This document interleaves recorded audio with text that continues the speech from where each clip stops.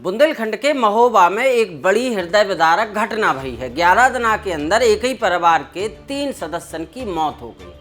आपकी स्क्रीन पे इस समय 3 अलग अलग तस्वीरें दिखाई दे रही हैं। एक तस्वीर है 35 साल की रजिया की, एक 6 साल के मासूम हसनैन की और हसनैन के बगल में 40 साल के सुभान अहमद की। ये तीन ही तस्वीरें एक ही परिवार के लोगों की है। अगल बगल में माँ बाप और बीच में 6 साल को मासूम।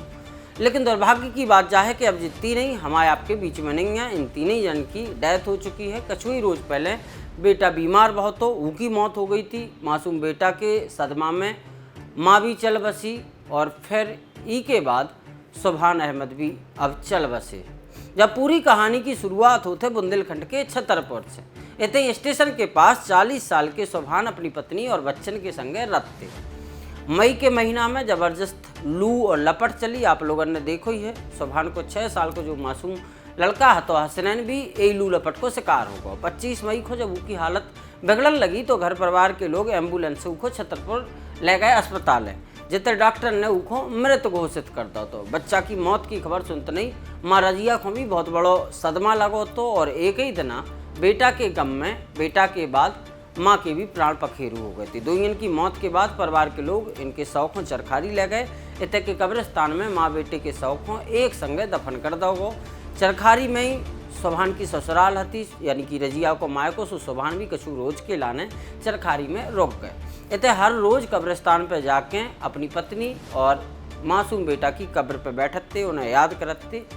शुक्रवार की सवेरे करीब 4 बजे भी सुभान फातहा पढ़वे की बात कह के घर से निकले। काफ़ी देर तक जब लौट के नहीं आए तो ससुराल वाले कब्रिस्तान पहुँचे। कब्रिस्तान में जब उन्हें देखो गो कि सुभान अचेत अवस्था में उन दो ही इनकी कब्र के पास पड़े हैं। सुभान को एक हाथ बेटा की कब्र पे तो दूसरो हाथ पत्नी रजिया की कब्र पे है। तो शायद सुभान भी अब चल बसे थे। आनंद फानंद में ससुराल के लोग उन्हें अस्पताल लेके पहुँचे, लेकिन डॉक्टर ने उन्हें मृत घोषित कर दो। सुभान कैंसर पीड़ित भी थे, उनको इलाज भी चल रहा तो उतनी प्रजनन को कहबो जो है कि उनके पाँव में एक निशान भी पाओ। 25 तारीख को हमारी भांजी की मृत्यु हो गई थी और साथ में दीदी की भी मृत्यु हो गई जी।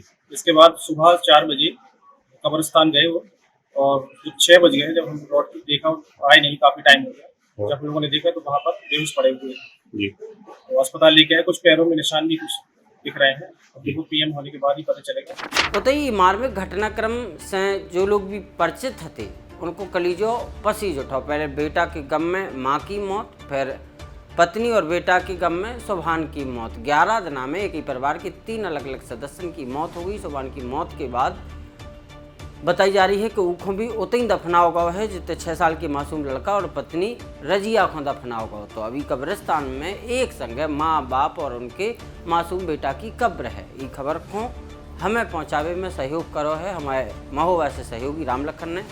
आपकी जो भी प्रतिक्रिया हो नीचे कमेंट बॉक्स में ज़रूर बताइए। संगे ही संगे अगर अभी तक आपने बुंदेली वार्ता को फॉलो या सब्सक्राइब नहीं करो तो कर लियो, और बुंदेलखंड की और तमाम खबरों के लाने लगातार बुंदेली वार्ता से जुड़े रहो। बहुत बहुत शुक्रिया।